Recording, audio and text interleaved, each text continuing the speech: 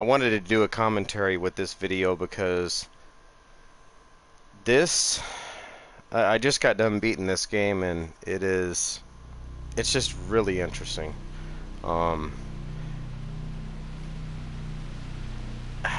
there's several cuts and it kind of gives you an altered perspective of how things could be, and I don't know, it's just really disturbing. I would probably say that I think that this particular patient, she's probably schizophrenic with some other stuff. But yeah, I'm gonna start a whole new game, and you guys will get to see it. And actually, the game actually did come with some pictures. It's kind of cool. So.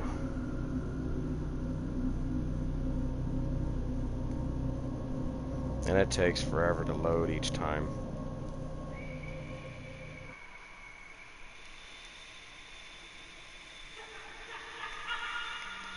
What's happened? What is this place? Maybe I'm dead. I can't see any light. Maybe I am dead. I can't get up. What's going on? What's happening to me? There's no one here, but these noises. God, my head is killing me. I can't keep my eyes open.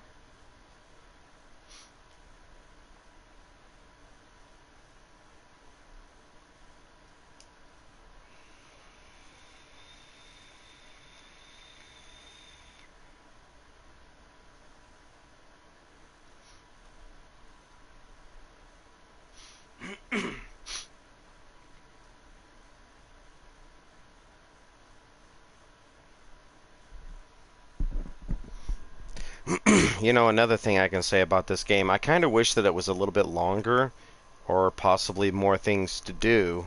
Um, there was only a certain amount of things that I actually did to beat it the first time, and I was actually surprised at how fast I did it in. So this time I'm going to kind of take my time and look around a little bit more.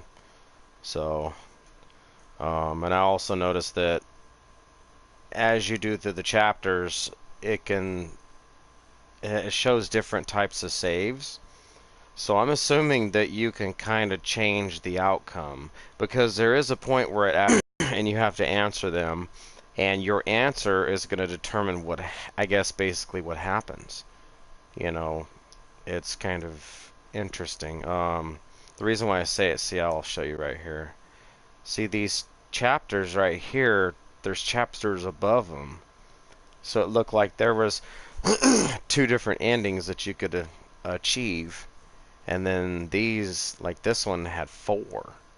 And this one's two, and then one ending, ultimately. So, anyways, just wanted to point that out.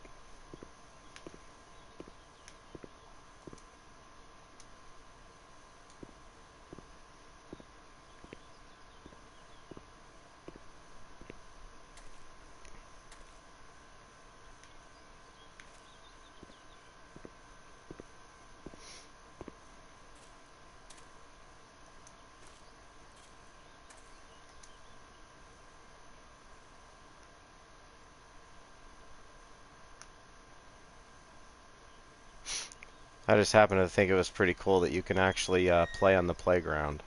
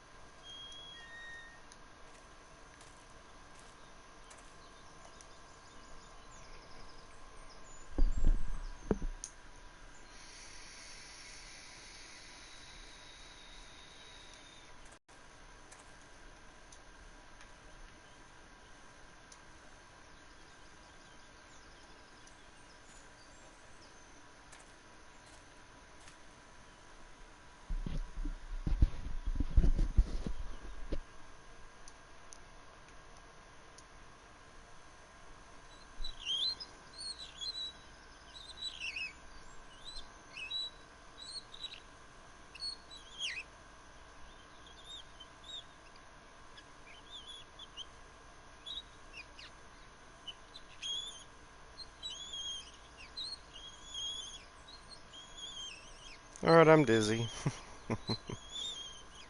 And everything squeaks in this game. Literally just about everything you touch squeaks.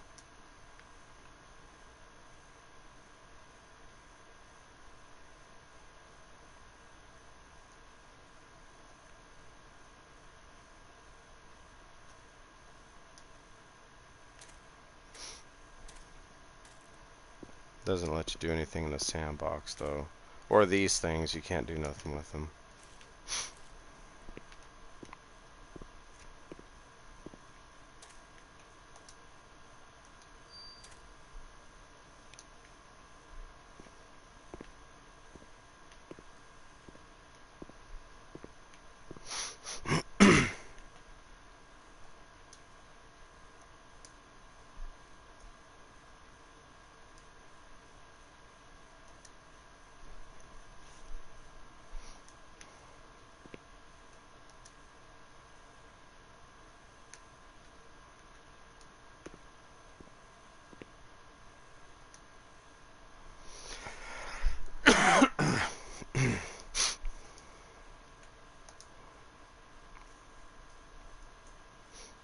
You can always pause those if you want to watch them.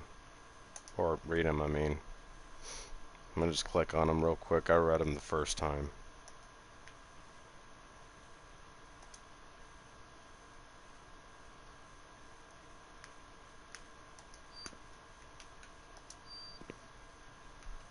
The mechanics on the game are pretty good, I know, but the thing that you'll notice happens a lot, like if I'm standing right here and I open this, the character isn't smart enough to back up to let the door go all the way, so you have to do it. Which, just, you know, I don't know, you'd think that they would have just included that in the programming, but not this time. But other than that, I like the game. It's just too short. But like I said, I blew right through it.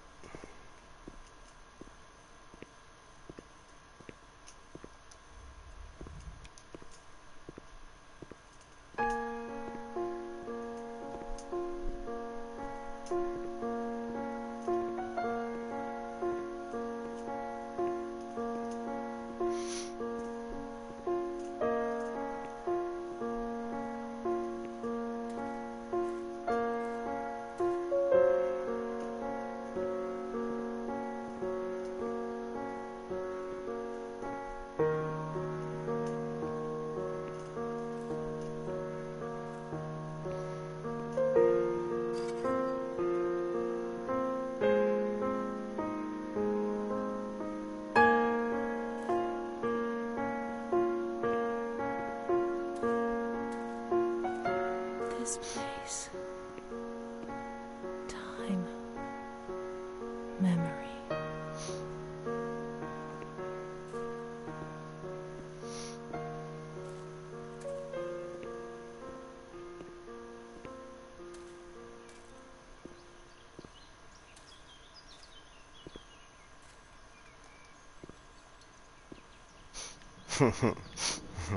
I was just thinking about something that we have to do coming up pretty soon. It's funny. The things you do in this game. You are literally playing her character. So, we're dealing with a schizophrenic that at this point in time you would wonder if she realizes she's an adult. And that's about where her mental capacity would be roughly at. So yes, it is interesting.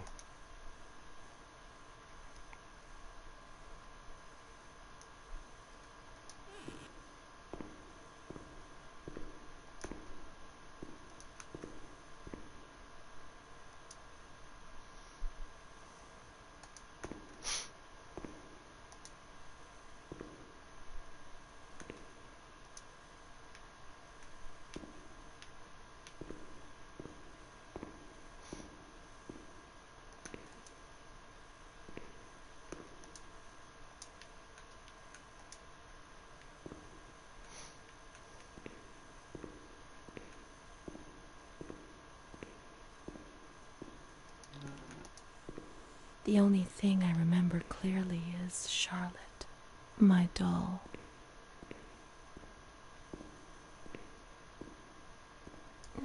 No, she's freezing. She's alone. Let's look for her. And this is about when I started to realize this girl is nuts. She literally is. Not even a joke. But I'm just gonna cut to it and go get her doll, since I know right where it is. Well, roughly right where it was when I picked it up.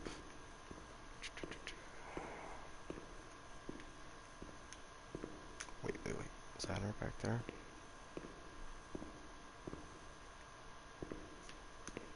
Nope. Where's the doll? Okay, so I wound up putting her here. Where the heck did I get her from? Renee doesn't want to abandon her.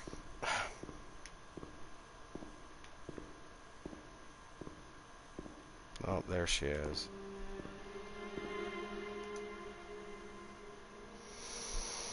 Renee took good care of Charlotte. She tucked her in, hugged her, gave her cuddles and kisses. She was very affectionate and loving. Nothing bad happened to Charlotte, and that surprised me. I didn't understand. At first, I was quite scared. I was afraid that she wanted to hurt me. I lived in constant fear that Mom would abandon her. Because I didn't deserve to live. I didn't deserve to be loved.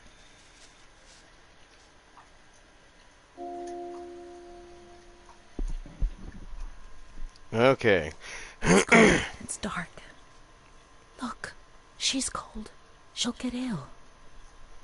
We can take care of her. Nobody can stop us. Charlotte is a good girl.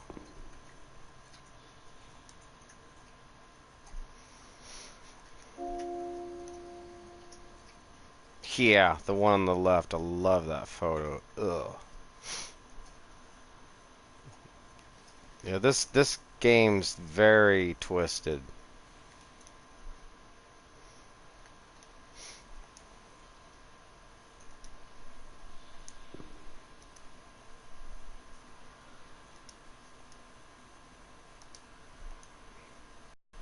On what that stuff was. And I kept trying to pick those keys up, and you can't pick them up. Because I kept wondering how I was going to unlock some of the doors. Alright, so now we get to look at her doll. Okay. Not too bad so far. See, these rooms are locked. They, the way the game's set up, it kind of herds you in certain directions. Yeah, I gotta turn the power on. Where did I find that box at?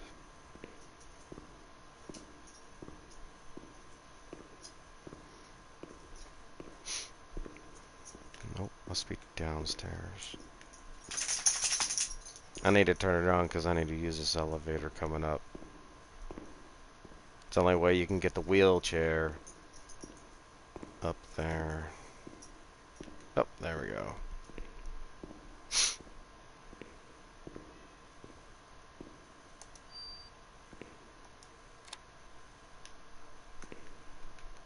Yeah, there's a funny little face there.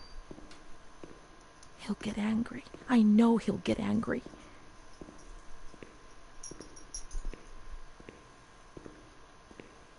Yeah, for this lady, she's lost it.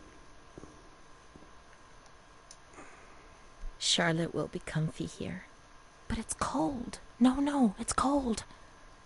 Don't shiver, Charlotte. The cold will go away. It'll go away. Yep.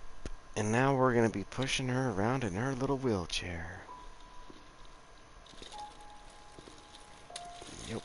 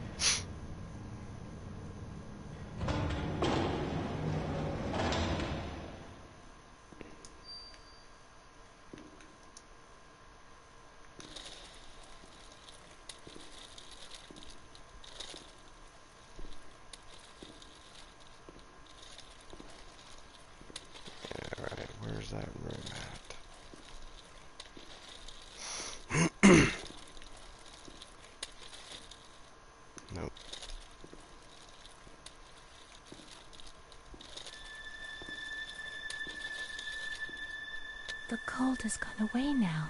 You see? The light, the warmth. We can do it. The cold will go away. It has to.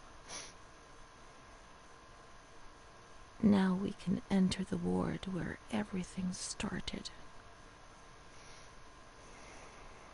It all began in the observation ward on the ground floor. Yep. Here we go.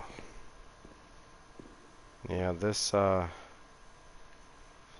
game, they actually thought of a lot of things that to put in there that are definitely not normal.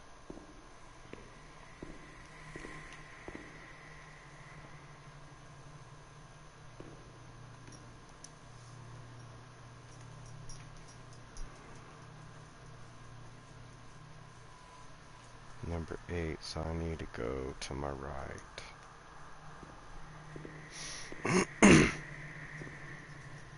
Well,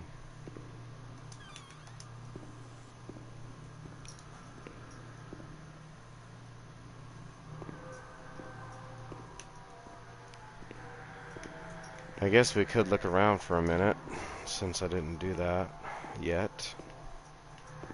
Completely spaced it.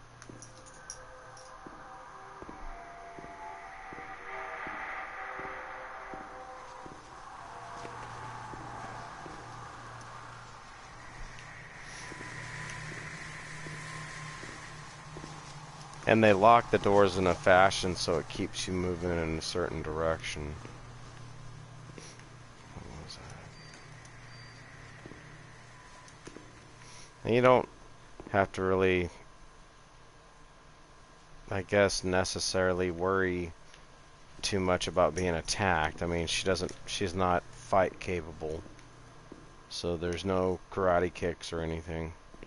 The biggest thing you got to worry about is actually this girl. She's not normal.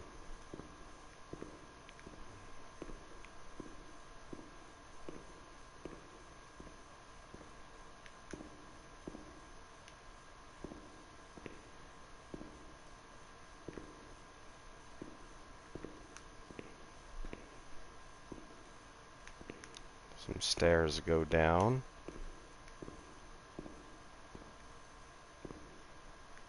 Let's look at these pictures.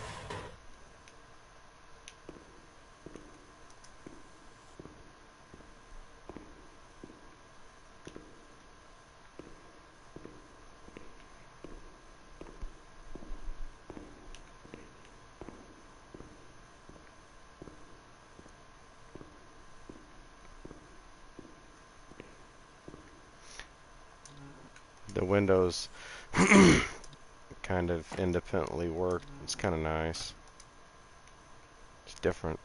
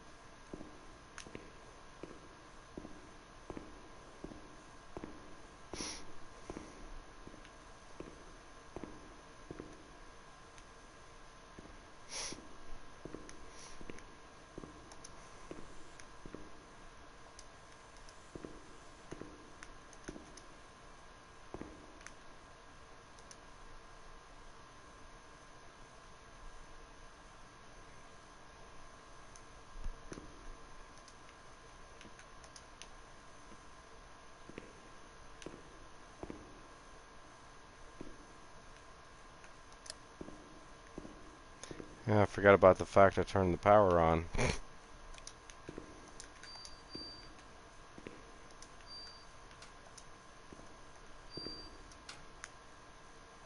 And you can actually move these dials, but it doesn't do anything. You just turn them all and...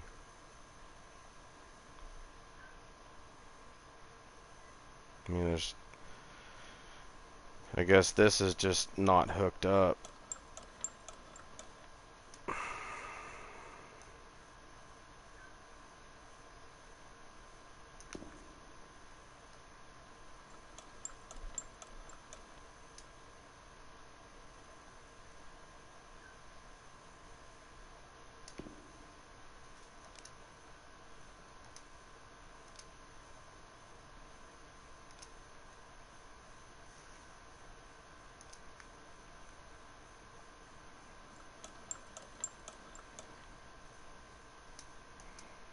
And that's it. Doesn't let you do anything else. I don't even know. Anyways. It's definitely a weird game. But I always wanted to you know, I guess, you know, ghost hunt a sanitarium. I always wanted to. Because I think that's where it's going to be, like, seriously creepy. Actually, I think I am trying to go this way. Is that observation? Yep. Flashback.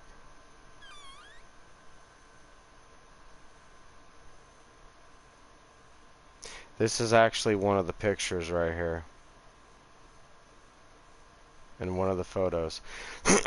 That's really from one of the sanitariums. This scene right here.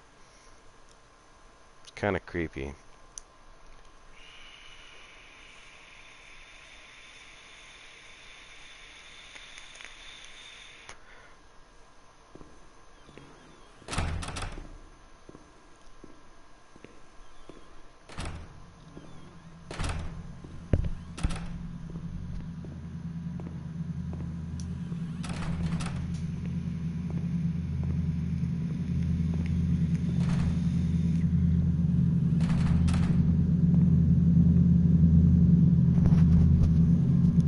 Now we're gonna take some weird ride. And by the way, this is as fast as she moves. That's it. She doesn't move any faster.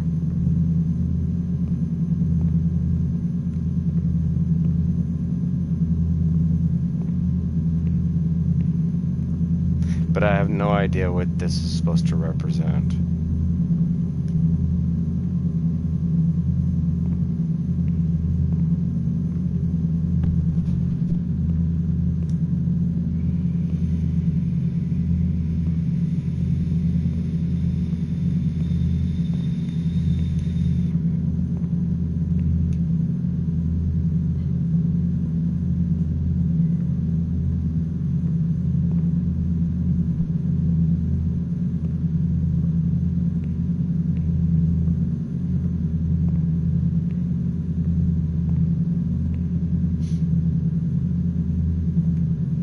One day I turned off the light, but it didn't go dark. It was a limitless immensity, a blinding, merciless light. I was 16 years old, and I was afraid, always afraid, a fear that wore me down. I needed help, but I couldn't speak. I was terrified of everything, even thinking.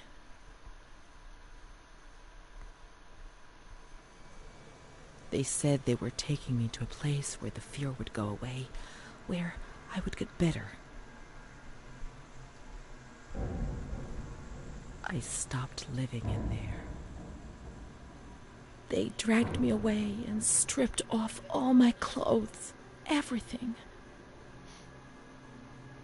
I tried to explain what was going on in my head. They tied me to the bed. For days, I was alone with my nightmares. It wasn't fear anymore. It was madness. And when you're mad, you cease to exist.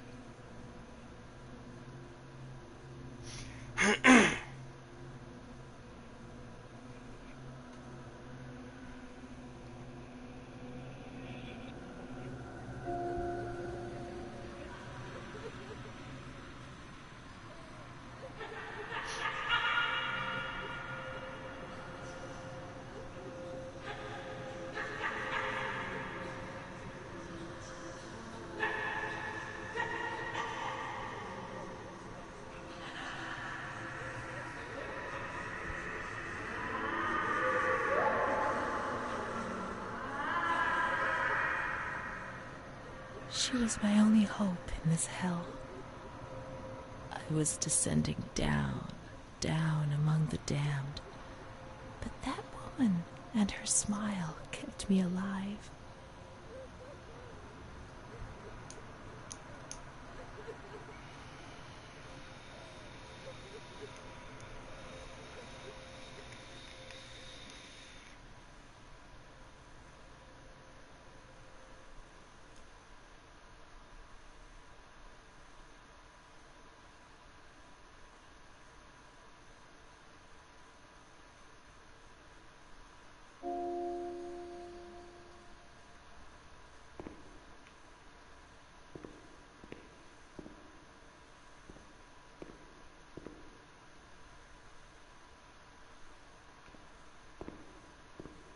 The door is locked from the outside.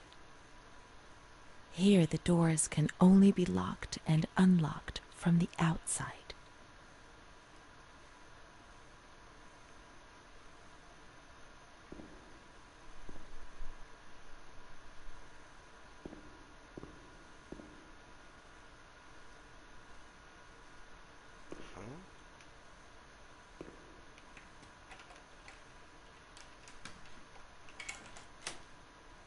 Oh, yeah, that's right.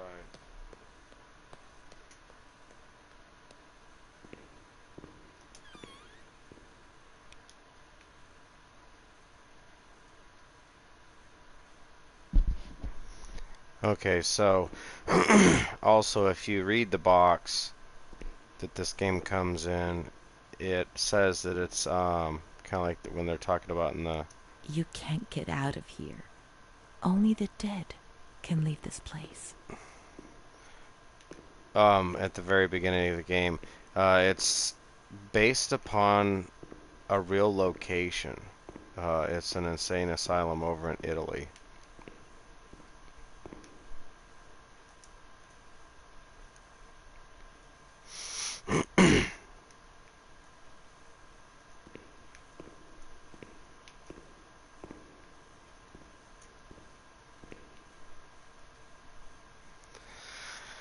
Yeah, I'm gonna wait a second and I'm gonna go grabbing the creepy doll again.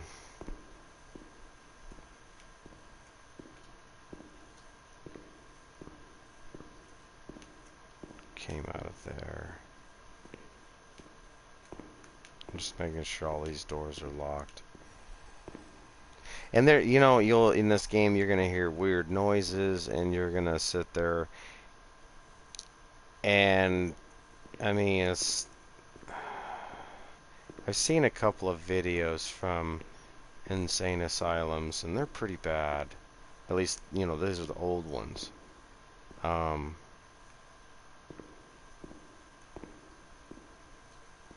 but I mean it has its own little creepy sense to it. You know what I mean? Wow, that's dark. I start turning on some lights down here. If I can find all of them.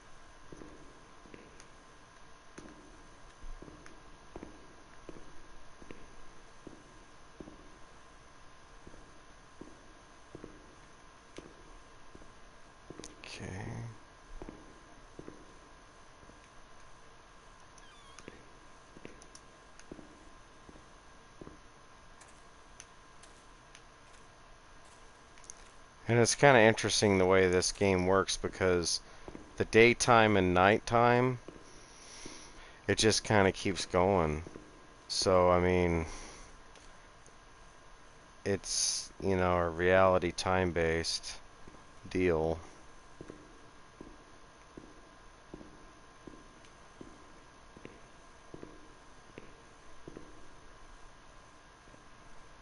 Because, yeah, the first time I went to that little garden, the garden, it was in the daytime, not in the nighttime like right now. So, and I figured that was the case. Alright, grab creepy doll.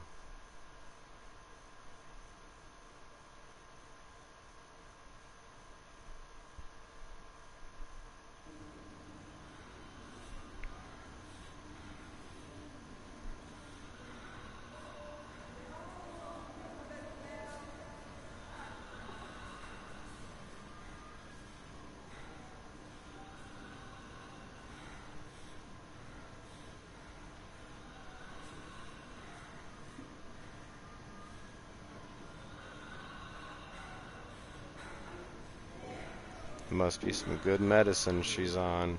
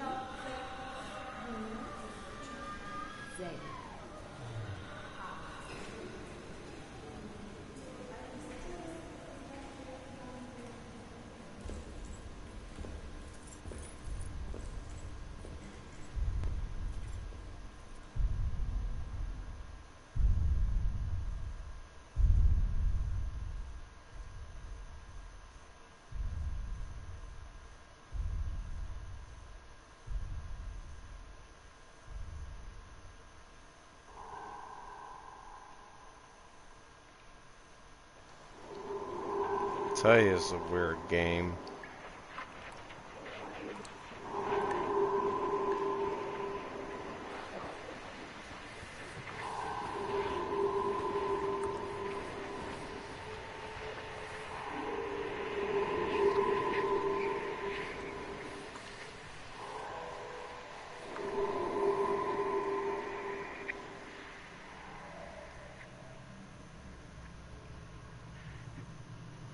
He laughed, panted, and slobbered all over me.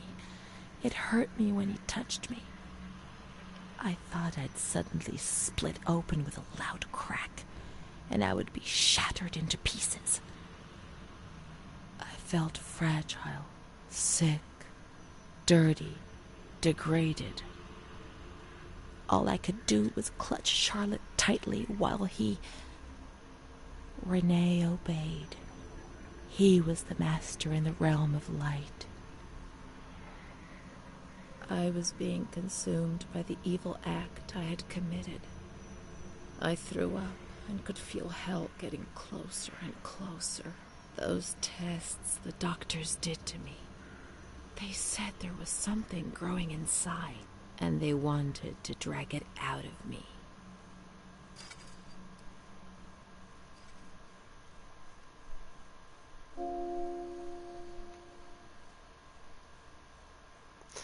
Like I said, this is a very interesting game.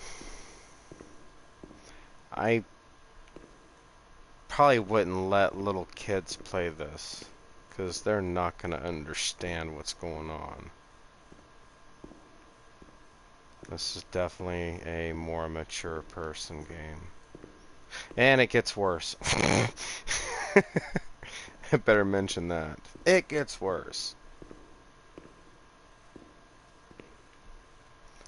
So there's that little, well, it's not really dead end area, you know.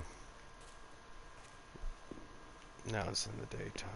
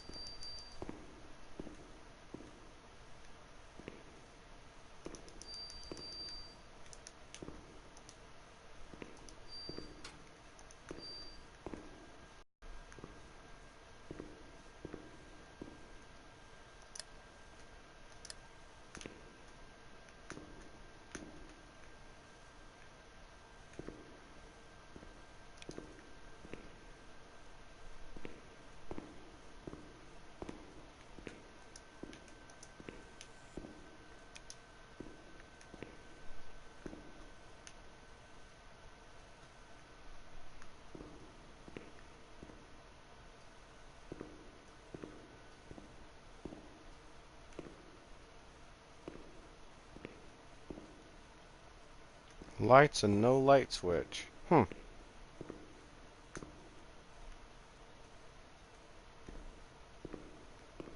Turn the lights on, I remember where I just was. Makes it easier.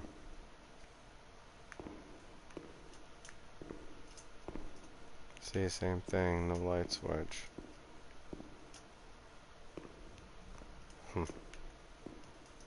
She stayed with Renee during those terrible medical examinations, and that gave her the strength to survive.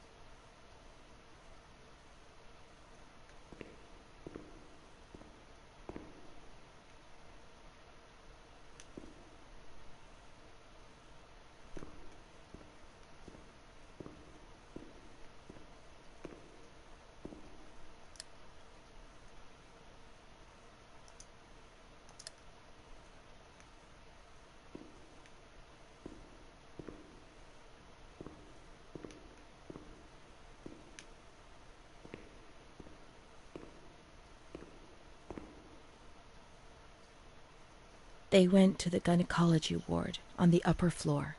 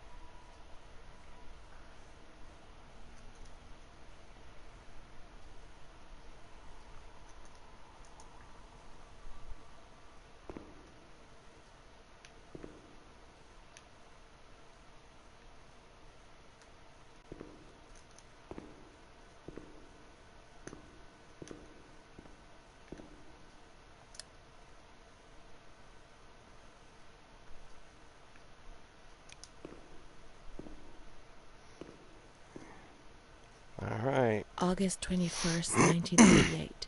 Confidential. Dear A, I know what you think about these things, so I'm referring a patient to you, Renee T. This wretched girl got out of control and caused trouble in the grounds. She's almost 3 months pregnant. The nurses should be more alert. I'm examining the girl on the 28th. I'll handle things very carefully, don't worry. We don't want to make matters worse. Then they said that Renee was crazy, and that the illness was all in her head. Careful, little girl, careful. I was scared, and I didn't talk to anyone about the illness. Only her. Not even the other doctor. He never touched Renee. He just wrote things down. You can tell me everything. Don't be afraid, he said. Everything's going to be fine. Do you want to know what I am writing? I note down what I observe in you, everything I see. He didn't hate Renee. He tried to help her, but he rarely examined her in those small surgeries.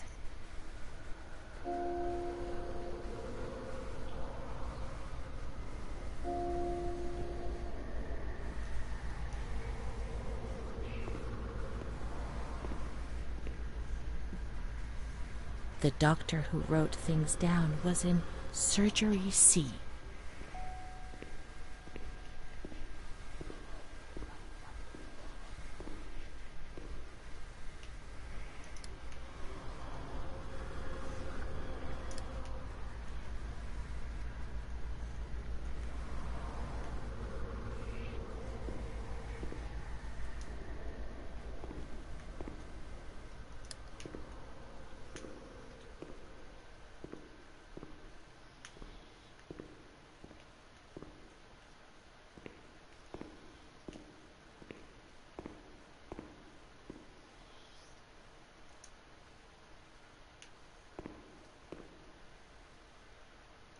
June 1935.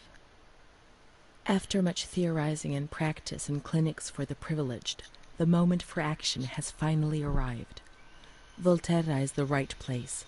It's an avant-garde hospital, the perfect place for a doctor who really wants to make a difference. November 20th. Crossing the threshold of the asylum was similar to entering another dimension. A world of smells, noises, and images which it is almost impossible to imagine, describe, or explain. August 1936. The situation is similar to that in many other institutions. The department is overcrowded. Hundreds of patients are supervised by a handful of nurses who are forced to tie the more distressed ones to their beds or to radiators. They do 24-hour shifts. It's impossible to work like this. We doctors rarely see the female patients, and it's the nurses who tell us what's happening to the women.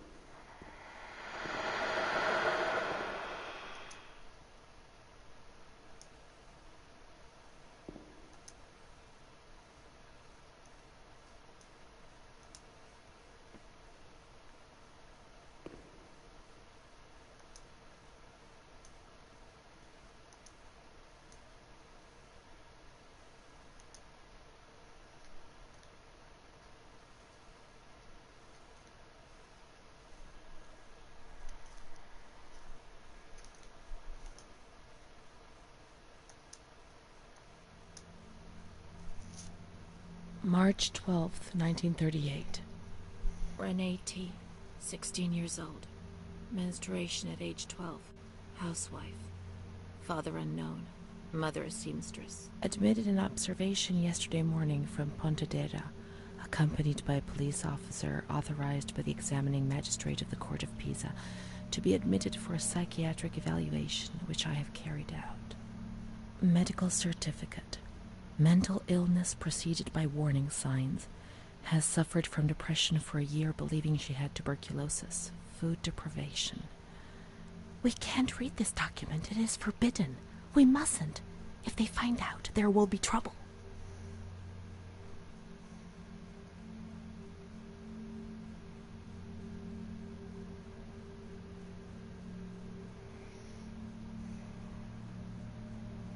See, these are the parts that I think changes what happens.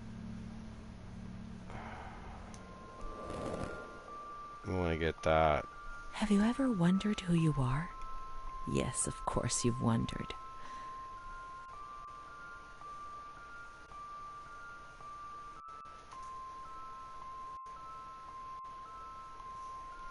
I think it's this one.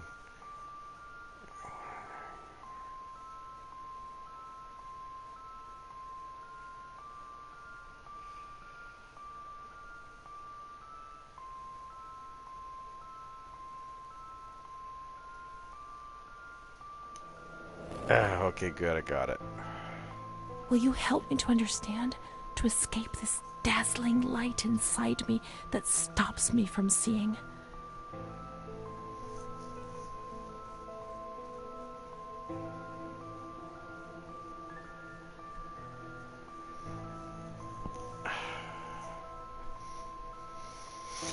I think it's this one.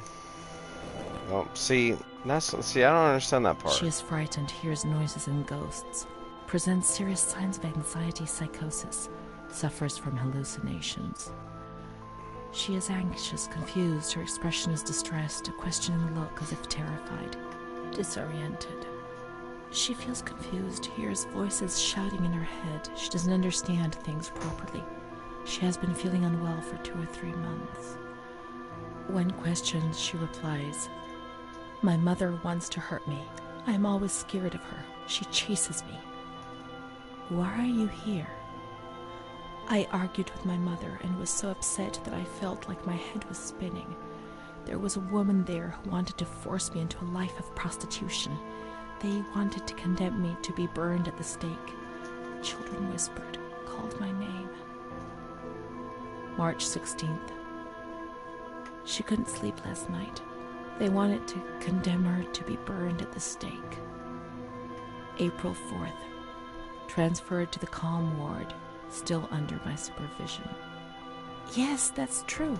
The ward where Amara was. Yes, the stake. The children wanted to burn Renee.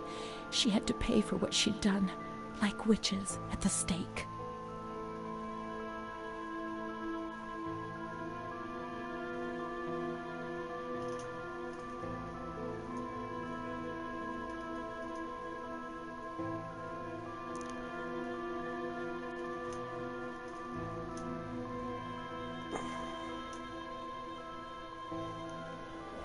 Ah. April 21st. She's more awake this morning and is responding to questions, complains of headaches. She became agitated when she found out her mother was there. She says that one day, many years earlier, she was with a friend of hers and met a man who made her get into a car and took her for a ride. He made her smoke cigarettes and drink liquor, and the man showed her certain things. He tried to hurt her and made her go crazy. She says he promised to marry her and made her swear to keep what had happened a secret. These facts were essentially confirmed by her mother. After that, she became arrogant, impatient, and hostile towards her family, especially her mother. She started taking off her clothes in public. Her moods would swing from laughter to tears. She rants. She pleasures herself. I can't remember these things, only the guilt, the stake. I know I deserved to pay for that guilt. I knew it even then.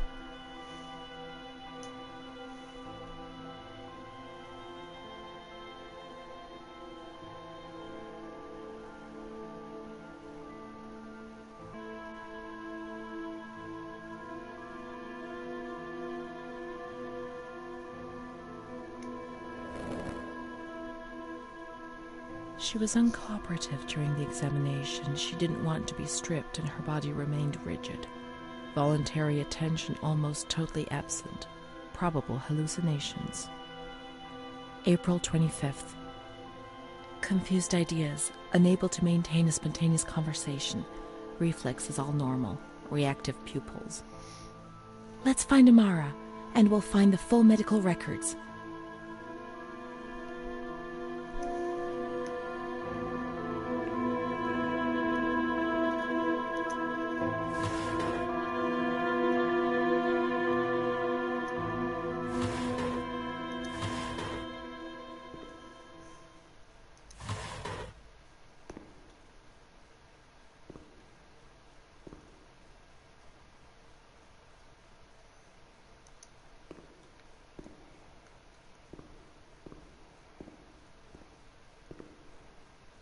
The grounds at the back of the hospital, and then down to the kitchens.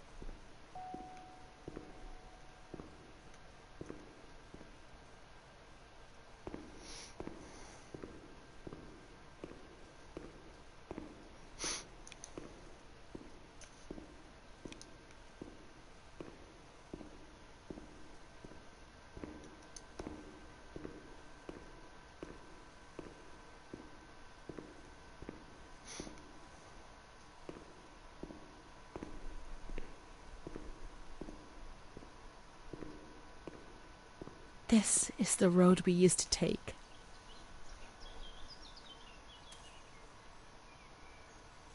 If it weren't for her, in the grounds on that bench in spring, so many days. It was an escape, watching nature around us as she talked and smiled. And then there were the kitchens. Sometimes we stole food and ran back to the bench to eat it in secret, and we laughed.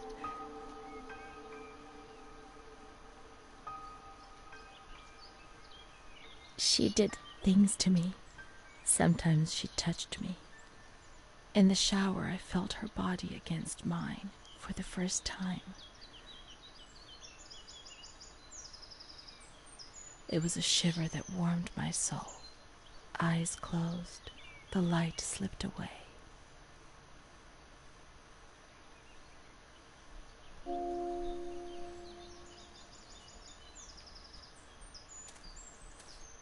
Let's look for Amara in the kitchens, in the basement of the building, behind the greenhouse. That's it. She must be the key to my memories, to the reasons why.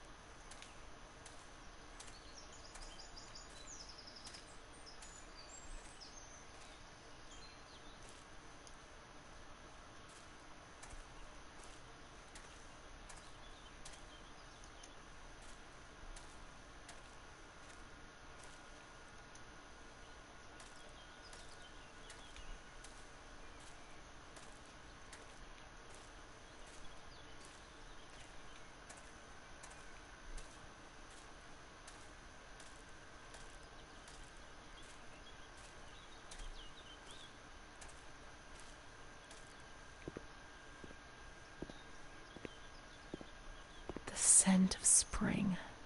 The land of light was far away, and we spent the days chatting on the stone benches.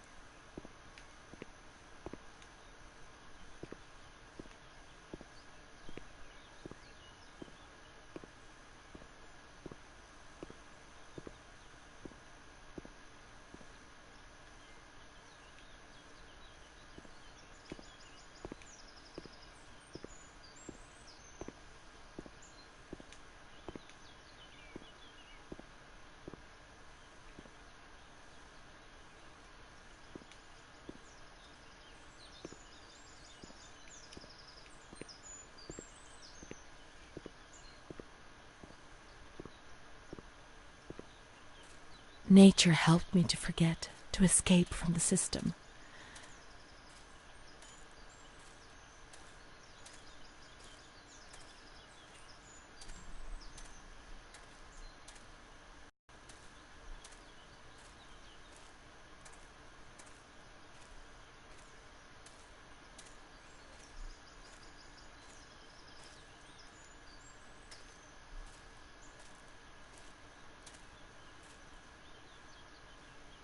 This was our bench. We often went to the kitchens. She sometimes went on her own when things were going well.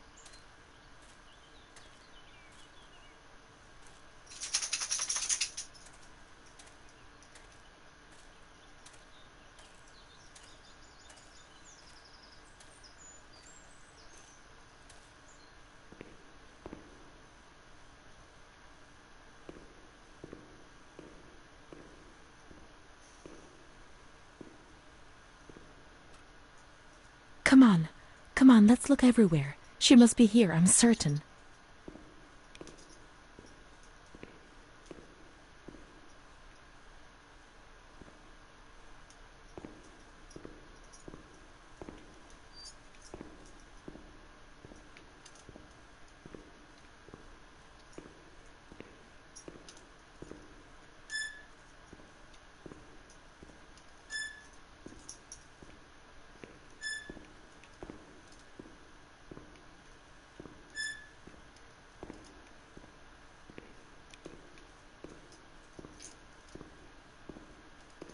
Keep looking.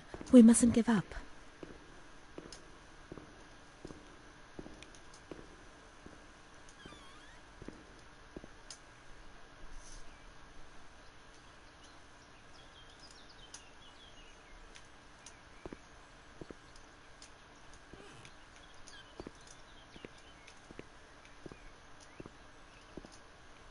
Where could she be? We've got to talk to her. Everything will be all right. But being here now, I don't like it. Come on, let's look for her, quickly.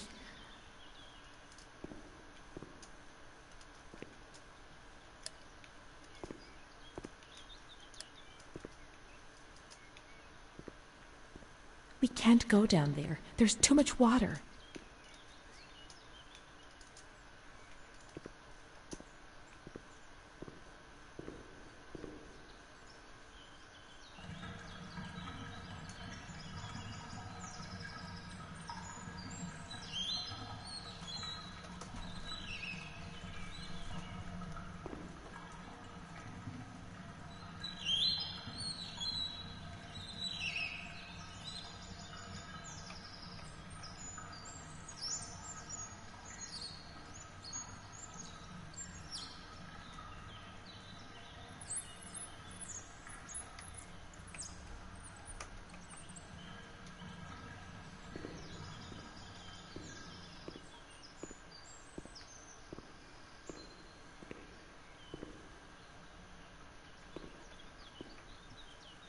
Well.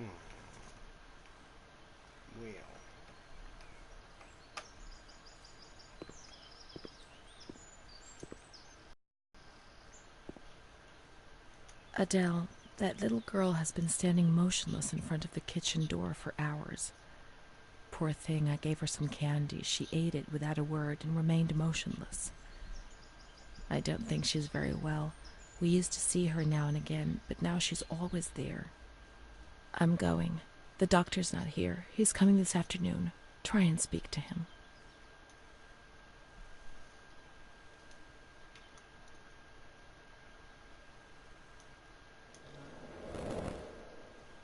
Oh, what the? Poor thing. Lost in her dreams. She was only a little girl. But nobody gave her a cuddle. They punished her instead.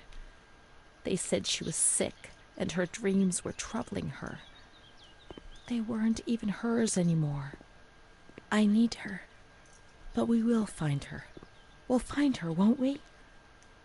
When the water in the shower was cold, we ran away. But when it was hot, then she came to Renee under that cruel white light. I can still feel the shivers her body gave me.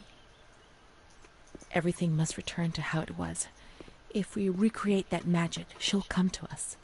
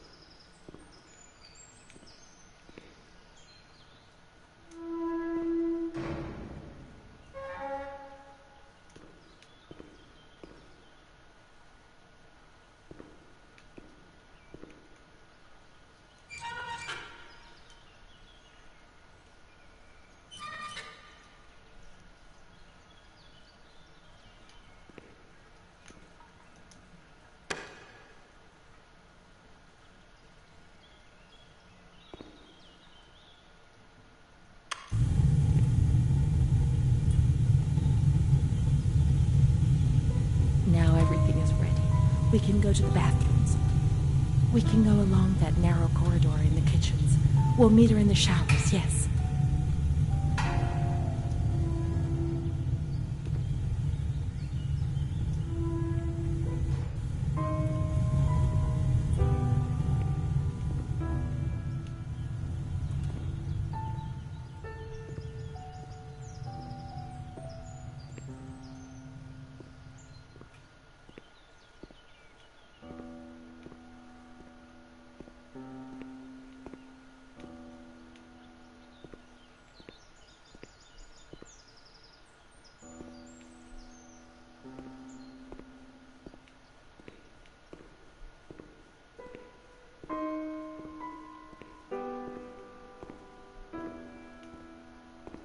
Now everything is ready.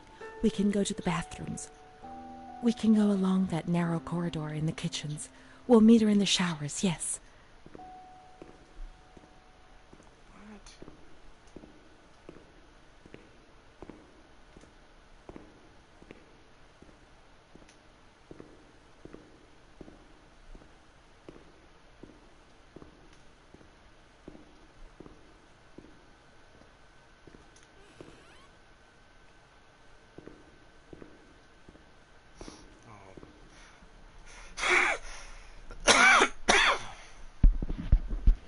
I forgot about that corridor.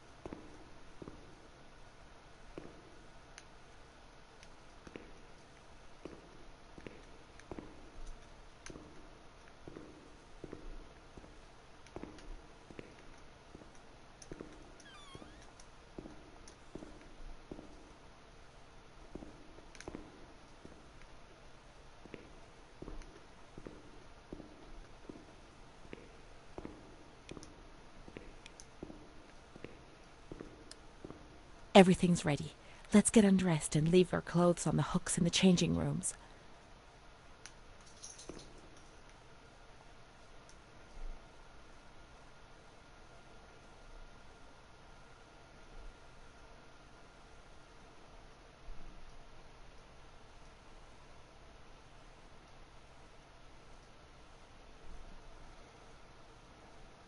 Let's turn the water on now, and everything will be as before. What, you writing me a letter?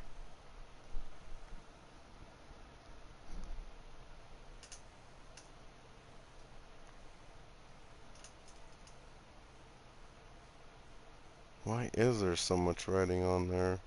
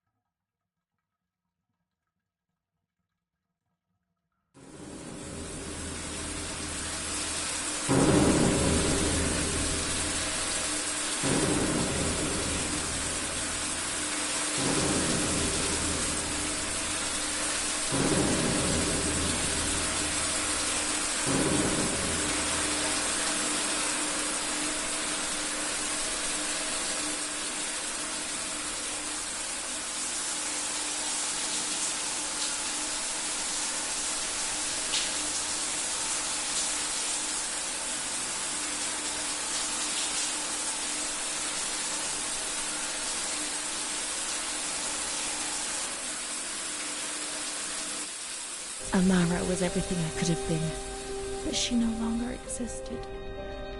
I'd have loved to erase everything I did, but instead I always went ahead and did it again. It was my fault, and she disappeared from my life.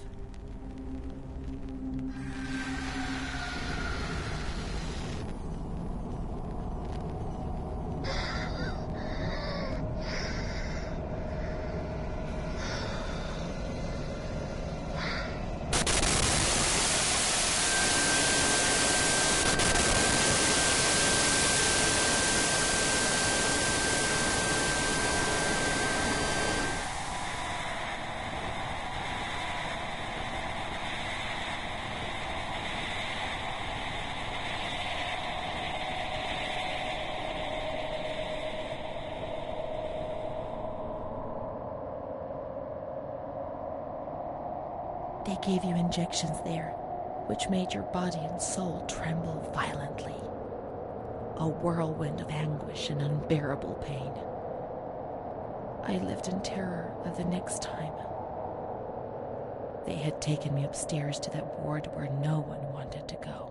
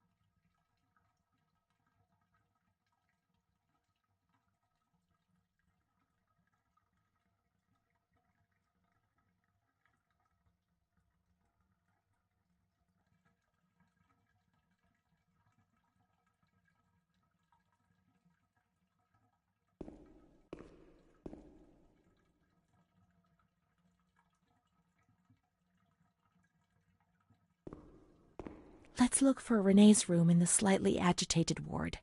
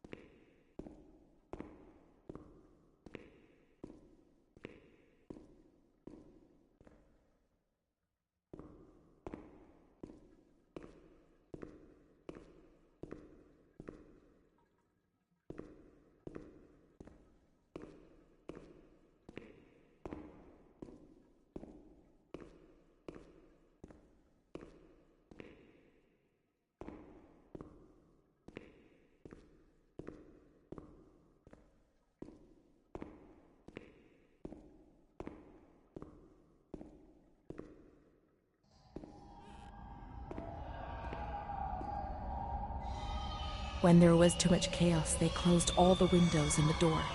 They turned off the lights, and it was pitch black. Some people fell asleep. Some others stopped seeing their demons and became more calm.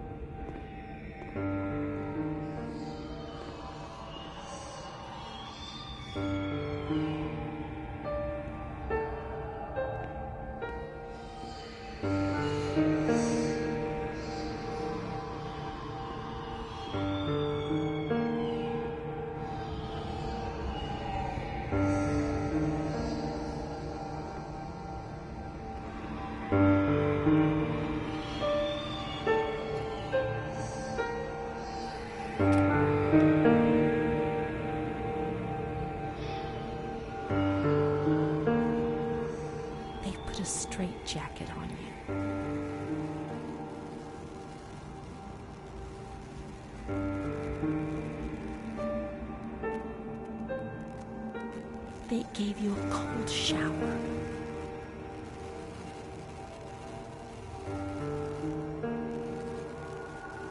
They suffocated you with a sheet.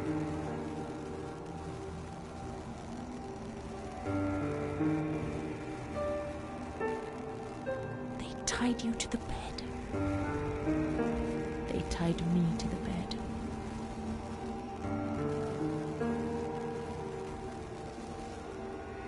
A woman died next to me, choked by her own vomit. She was tied down because she wouldn't stop pleasuring herself. I can still hear her death rattle. I screamed, but nobody came. Everybody screamed in there, all of them.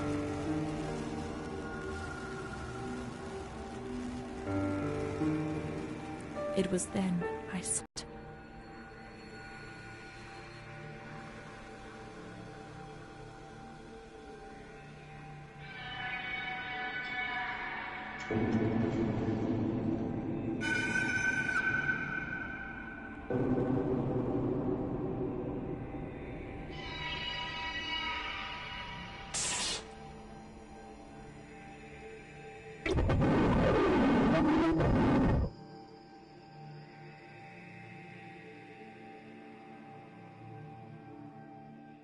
The past came back to hurt me again.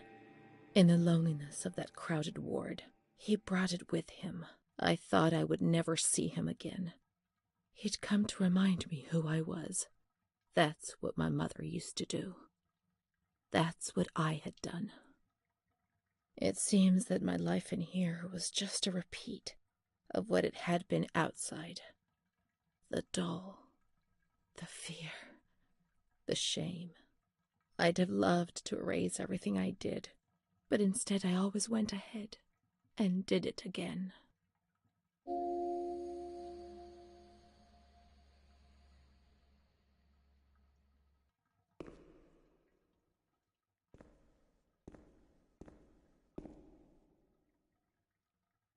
Montefoscoli, November 12th, 1939. My dear daughter, it is with great sadness that I heard what happened. Your transfer and your sufferings are a cause of great worry for me. It will take time, but you'll see, things will improve. They'll treat you and you'll get better again. I pray a lot, every day. Write to me often and tell me if you need anything. I promise I'll do what I can. Try to be strong. Mom.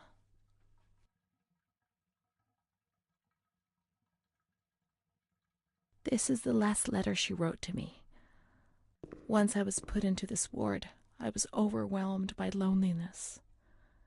After that medical examination, I received no more letters from Mom. Why is that man here? Why doesn't she come to see me? Did I make a mistake? It didn't seem like she wanted to abandon me. What did I do wrong? I'd like to be able to reply to her again now, to change things.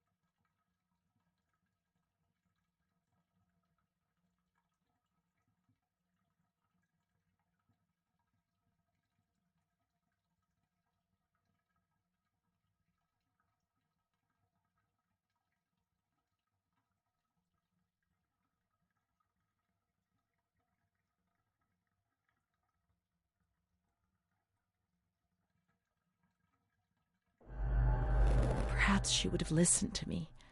Will she reply?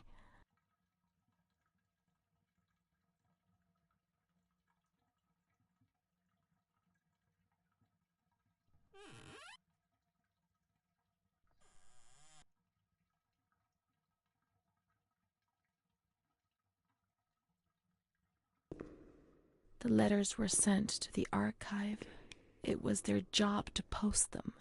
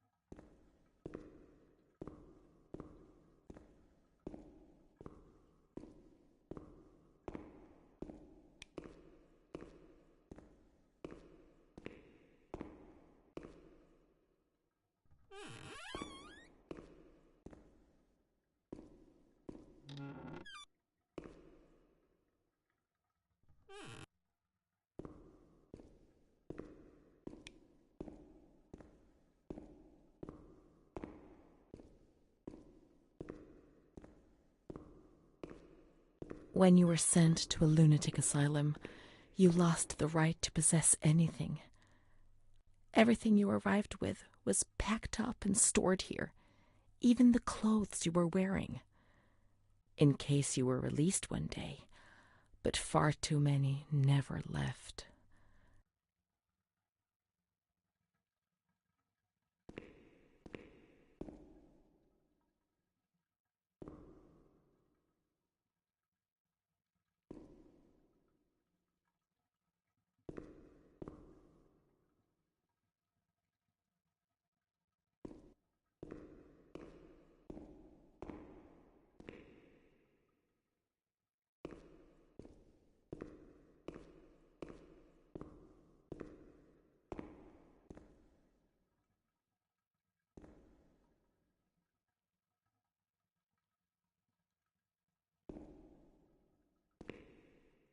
There must be a file with my name in the filing cabinet somewhere.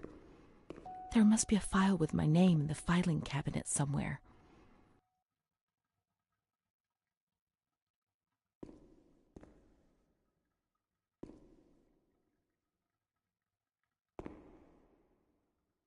Dear Mother, please, I beg you, get me out of this place. I'm so frightened here. You were right. I know I was wrong. I understand. I'm so ashamed. If only you knew how much. But now I'll behave myself, I promise. Now things will be fine. I'll work hard. I'll be very good. Your daughter, Renee. This letter. Renee's letter. Just as she wrote it back then. But it was never sent. Why? I received your letter, Mom. You tell me to be patient and strong, while I only feel fear and pain. And you don't write to me anymore. If only these words could be my soul, I'd tell you what was happening to me. The kids want to kill me. They all look the other way and tell me what to do. I don't understand. She helps me, but what have they done to her? Can you tell me? Will you help me? Renee.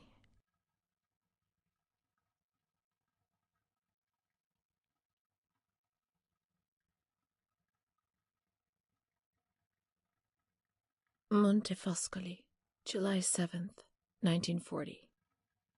My dear daughter, I have received no news from you. You have not contacted me in months. I'm sorry, but I don't have the money to come and visit you. Do you remember Mr. Onofrio? He'll soon be in Volterra for business. I've asked him if he would be kind enough to ask the director for some news about you. I hope he'll bring me some good news when he returns. But please write to me. I know that I was strict with you. You have to forgive me. I didn't think. I've given Mr. Onofrio a new doll for you. You told me that you lost yours, and I know you loved it so much. It's not as nice as your Charlotte, but I hope that it will comfort you nonetheless. Keep your chin up, darling. Everything will be fine, you'll see. Mom.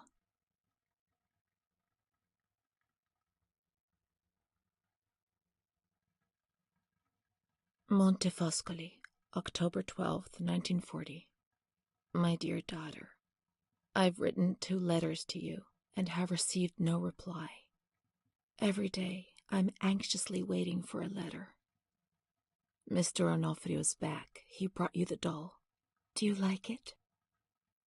He told me he was unable to speak to the director, but managed to see you. I pray for you every day. Even Don Gino said a prayer for you during Sunday Mass. Isn't that nice? I've made up my mind, Renee. I'm bringing you home. I've already written to the director. I told him that I'll take care of you. I'm not very well at the moment and can't work, but I'll get better soon, you'll see. And as soon as I can make the journey, I'll come and fetch you. I know you're suffering a lot, but please be strong, I beg you.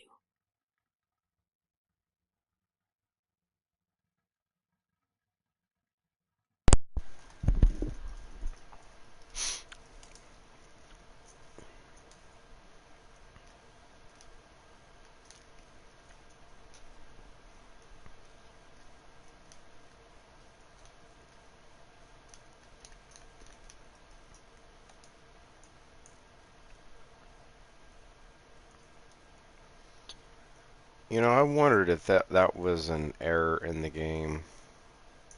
Because there's nothing else. Then I get a...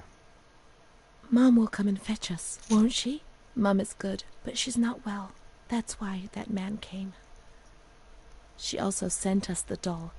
I could have played with it and talked to it while waiting for her to come, but Renee didn't bring it with her. Perhaps she's been abducted like all the others and is locked up here somewhere.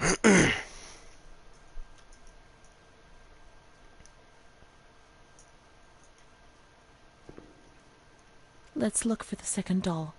It'll be among the bundles of the patient's belongings.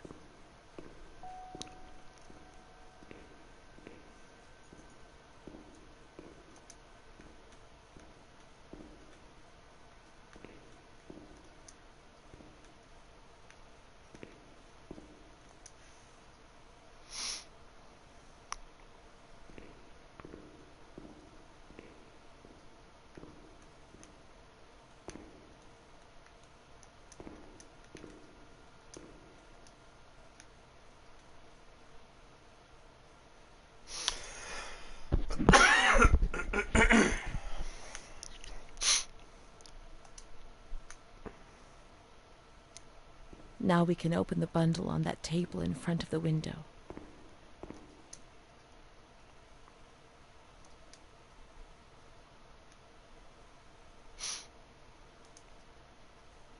You see? Mom was good. I was bad. Mom was worried about Renee and Charlotte. I abandoned Charlotte. We've abandoned her.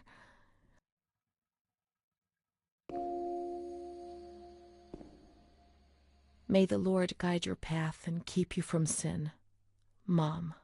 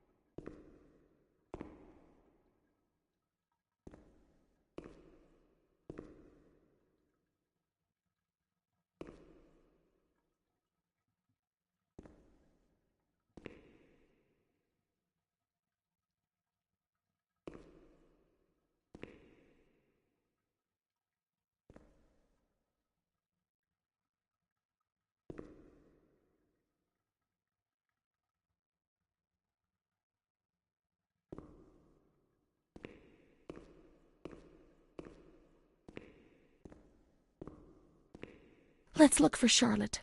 We have abandoned her. Will she still be where we abandoned her, under the warm lights?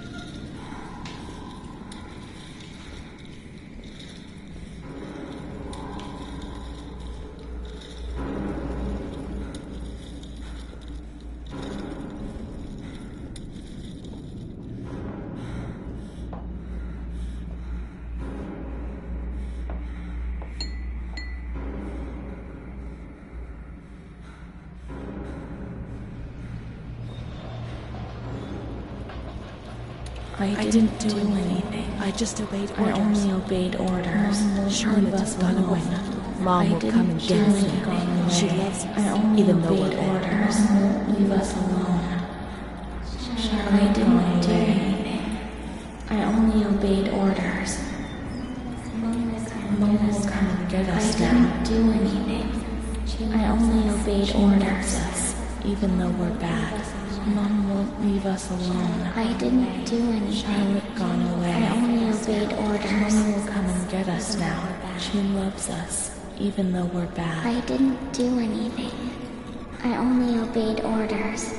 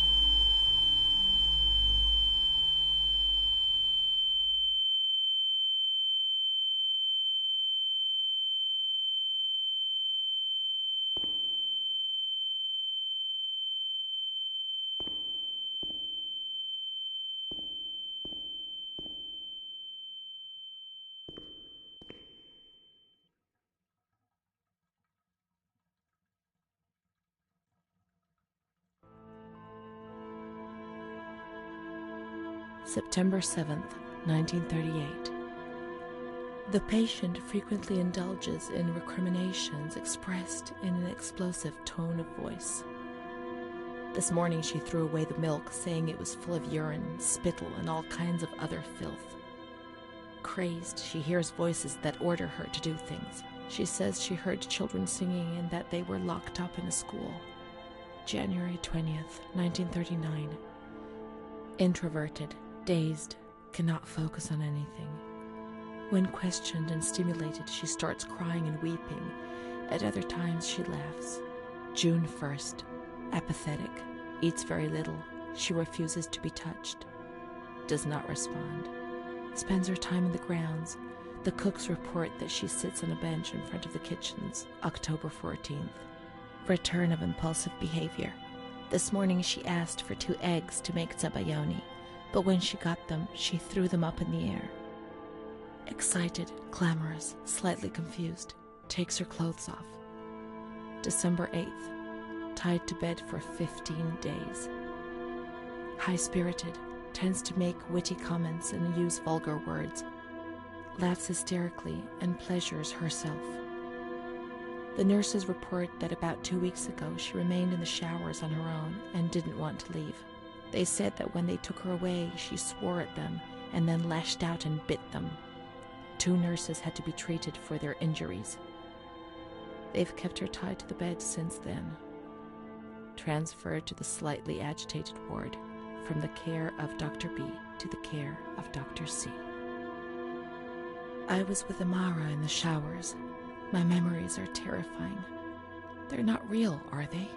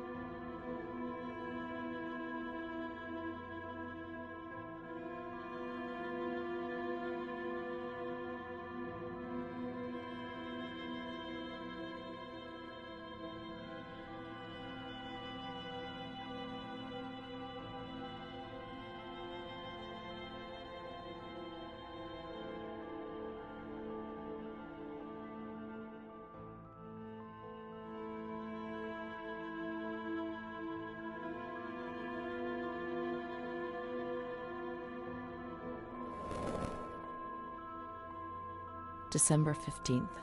Dr. C. Patient notes. The abnormality of her psychic state has induced her to lead a life which is irregular and tends towards delinquency. Of fickle and flighty character, she regularly discards her household duties and engages in occasional prostitution. Prostitution?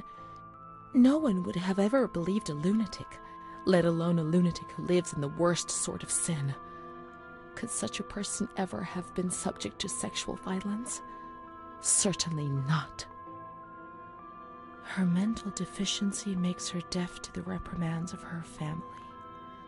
She has shown suicidal tendencies. She was brought to the ward yesterday, agitated and hysterical. Treated with cardiazol, 2 injections a week for 5 weeks. They were only trying to confuse us with the therapy, and my God, they succeeded. It was as if they wanted to instill the madness into us.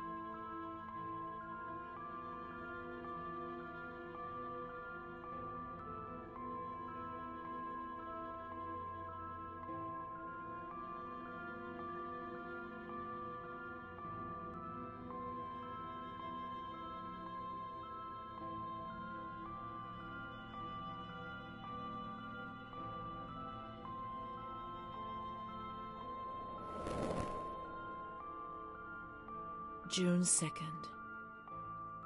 After a long period of calm and improvement, the patient is very agitated today and vehemently refuses to submit to a gynecological examination. She swears and curses those helping her, flailing her arms and hitting them. According to reports by Dr. B, the patient has been subjected to periodic checkups since she had a spontaneous abortion about 2 years ago in her 3rd month of pregnancy. Conception occurred after she had sexual intercourse with a stranger who sneaked into the hospital grounds.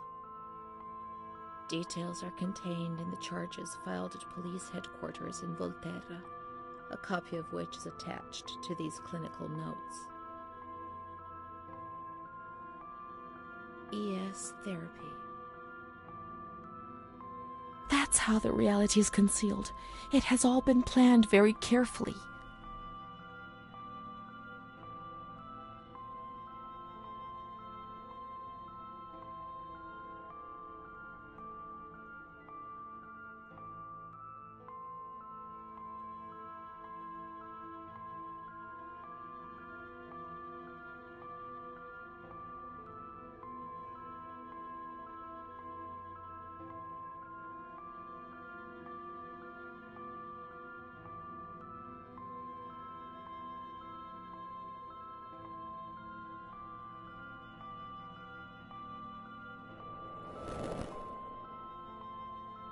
June 13th. The nurses report that she descended into a state of great mental confusion after receiving her mother's letter.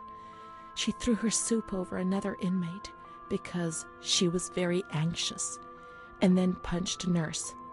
Impulsive, flails about her. She rails against the doctor in vulgar terms while he is examining her, lashes out and spits. Block all correspondence to give the patient no further reason to become agitated.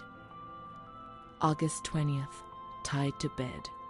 The nurses report that the patient is extremely agitated after the visit of a relative or family friend. 2 days later, she is still shouting all the time that he commands her, that she must obey and harm herself, and that she is not Charlotte.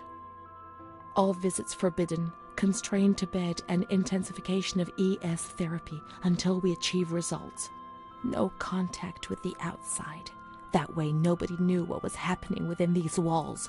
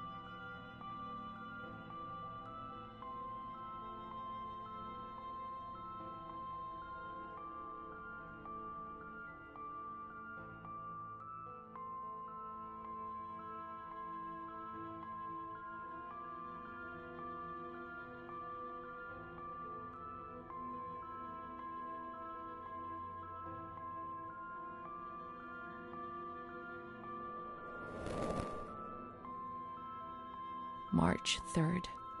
Alert, correct attitude, replies when questioned. The nurses report that the patient is calm. She washes and looks after herself. She affirms the existence of a certain Amara.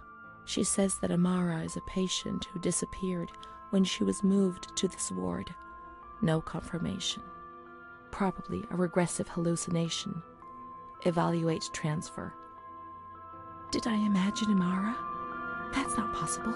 She was there. I know she was there. I feel it. She must have left some traces of her presence.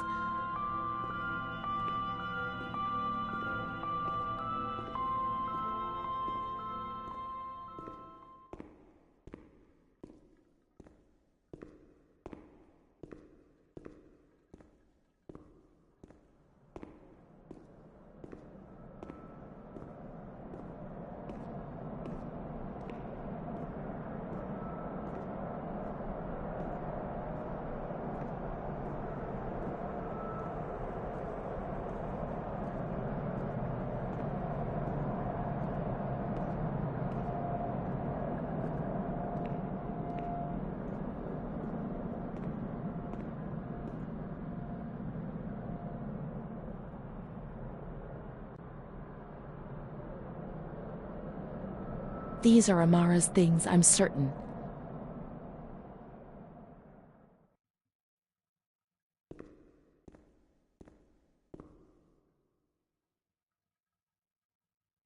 Amara, there she is. She existed. She really did exist. There she is, my friend.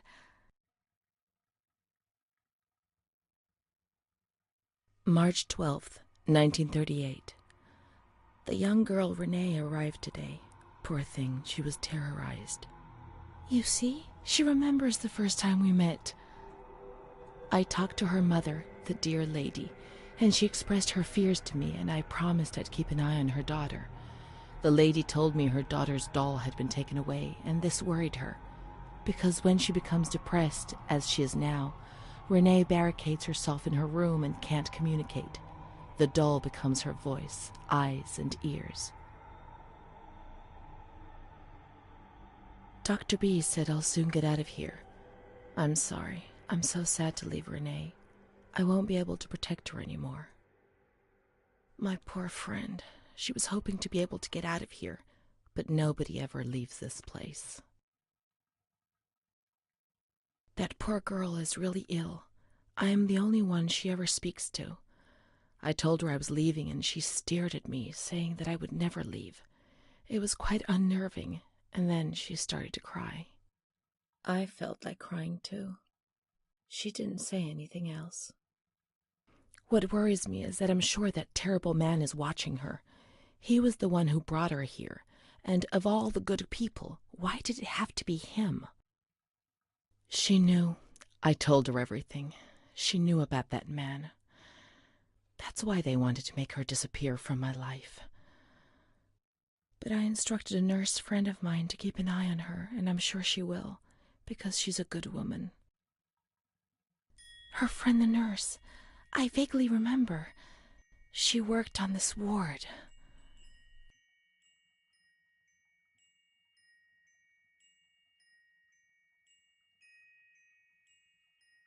Here we are together. How could I have imagined for a single moment that she never existed?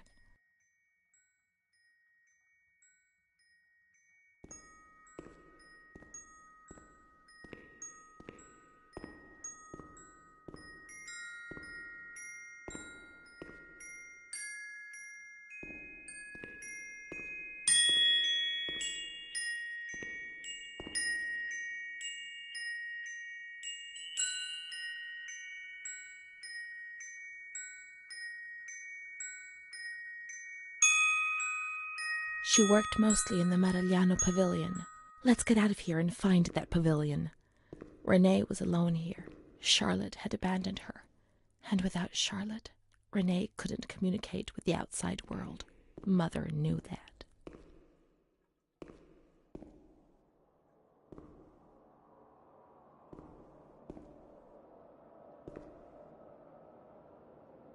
Marigliano was a different pavilion nearby. Let's follow the signs.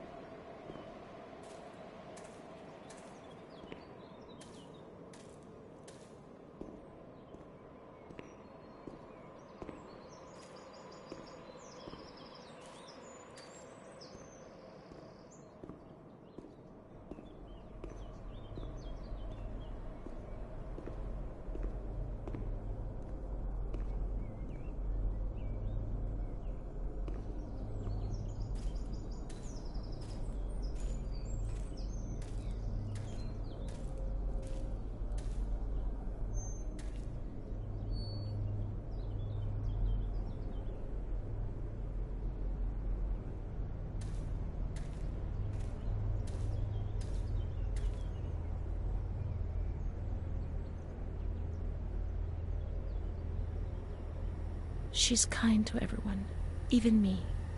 I felt a little better when I saw her. The sick children laughed and played with her. Not even they could frighten me. Don't annoy Renee. She's a princess here. Didn't you know? She told stories. She said there was a war out there. But they stared at me and frightened me.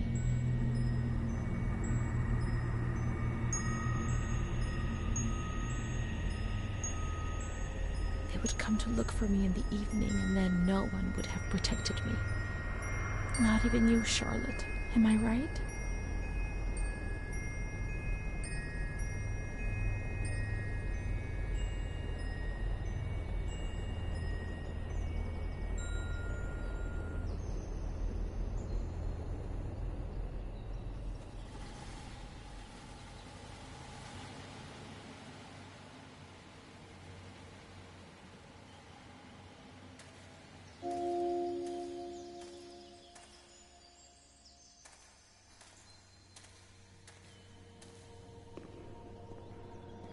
Let's follow the hearse until we reach the graveyard.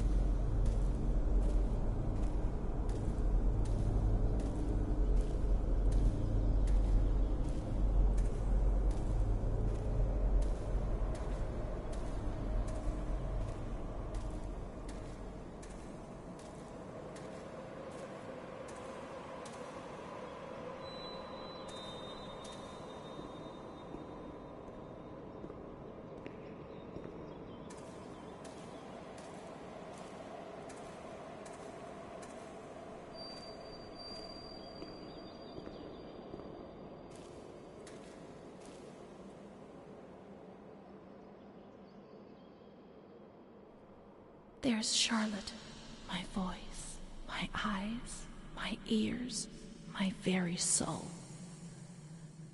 Let's go and play together again.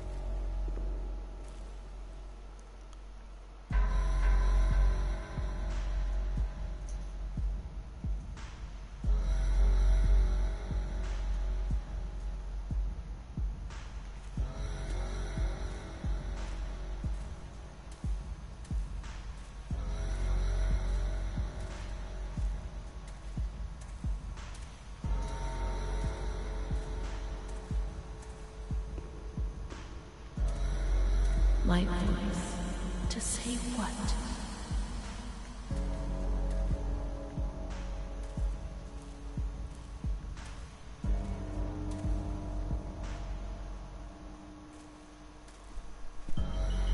Meaningless things.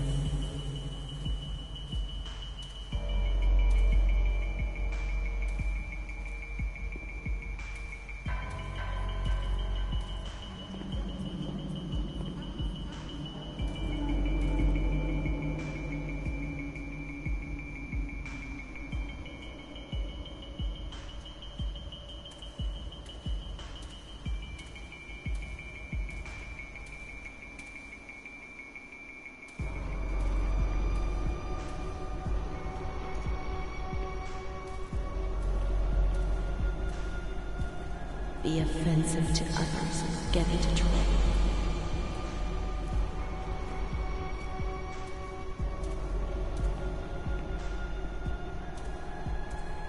Eyes to see desperate people.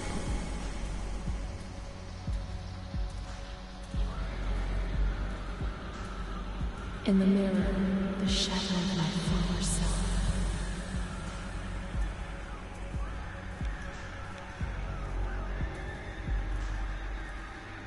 Gaunt, worn out, they're killing me slow, day after day.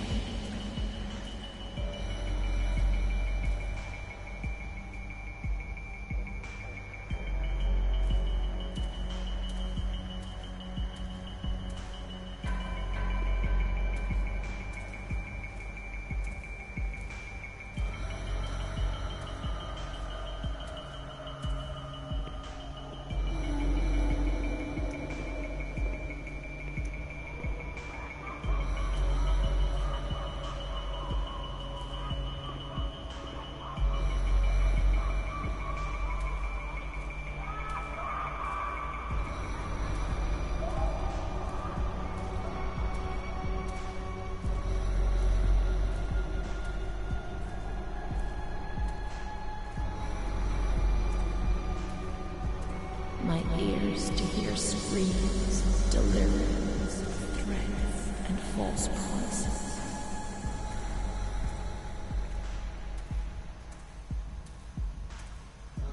It'll be all right. Everything will pass.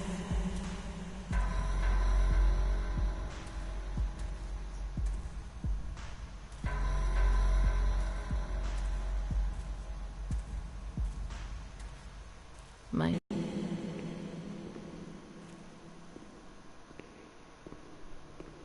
of fitting into a world which it finds alien. Let's go and play together again.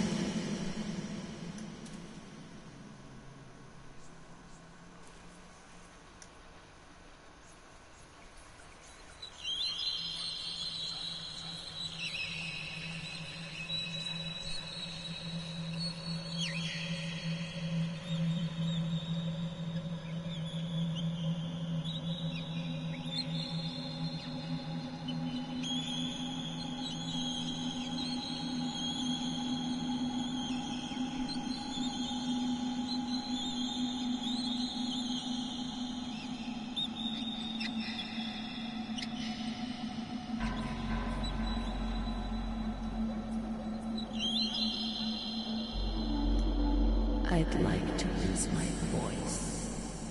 I'd like to lose my eyes. I'd like to lose my hearing. I'd like to lose myself forever.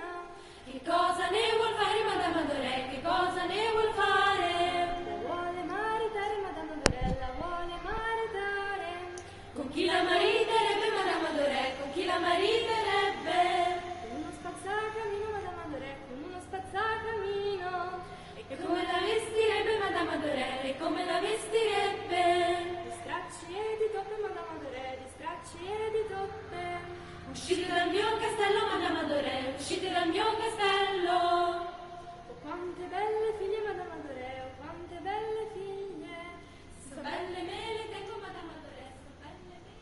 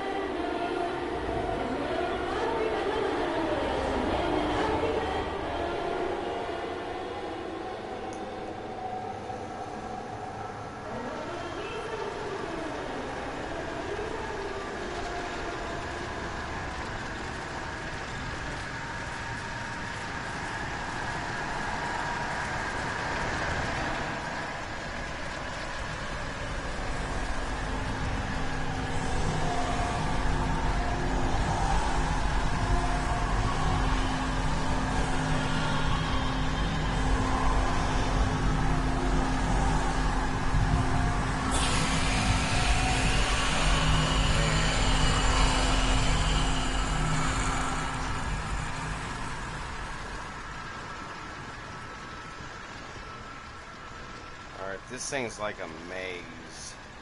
Ugh. I hated this part. I do a lot of bad things. I don't tell anyone, but Mom knows just the same. We learn so many things at school, and so we have to attend. How would we get on if we didn't?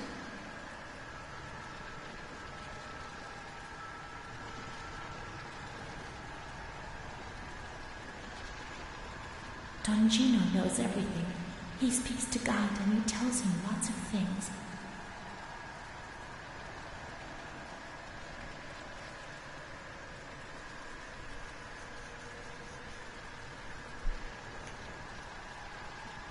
A cat goes into my mouth and eats me from inside. At least you can't see what's happening.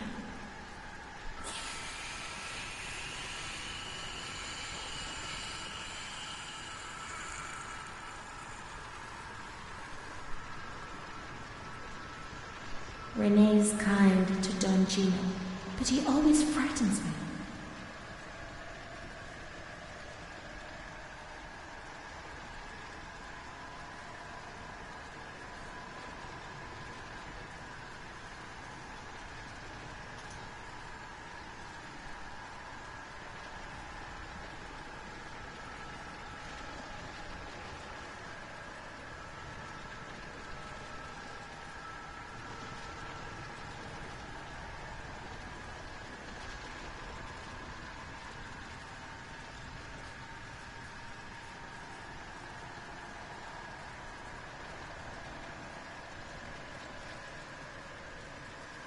There are a lot of them.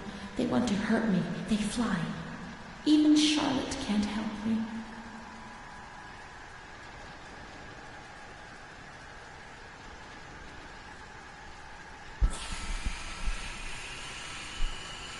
Mom works so hard because I have to eat, or I won't grow.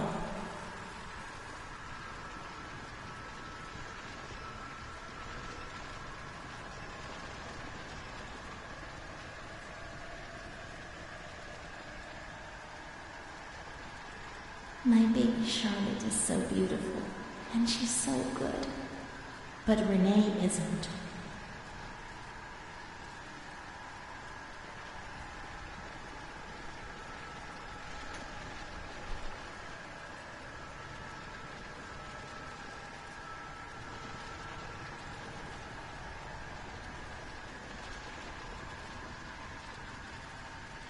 A blackbird's eating my head.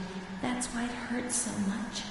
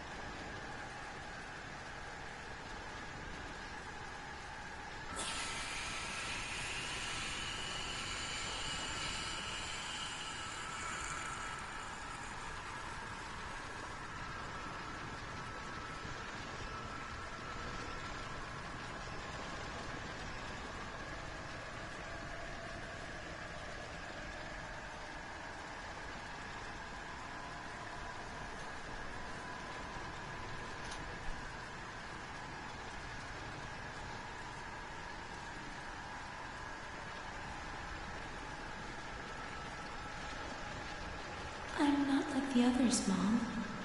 Why not?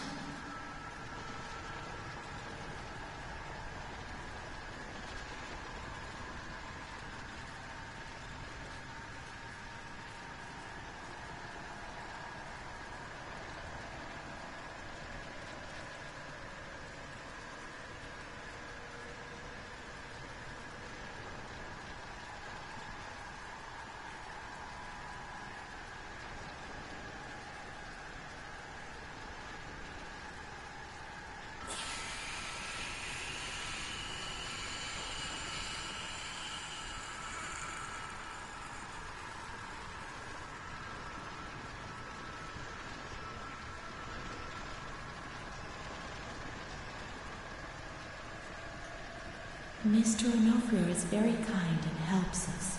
If he's not here, I have good reason to be afraid. Popsicle break.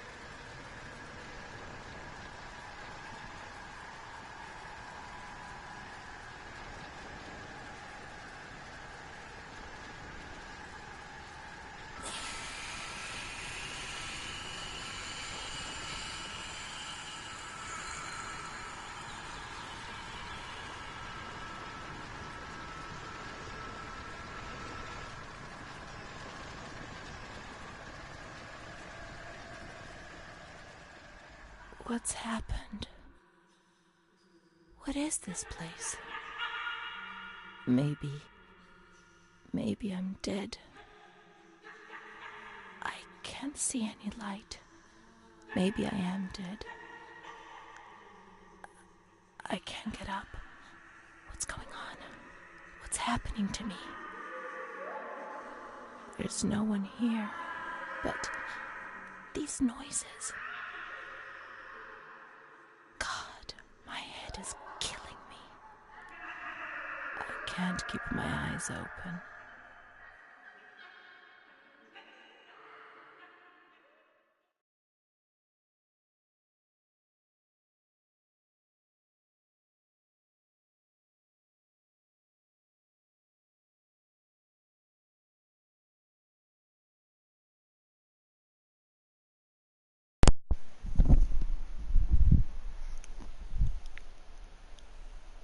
I'm gonna call this video good. Yeah, I'm getting tired. I'll finish it tomorrow. Anyways, I hope you guys enjoyed. And yeah, I really think, I mean, it's a really good game. It's just pretty twisted. Anyways, you guys have a good evening.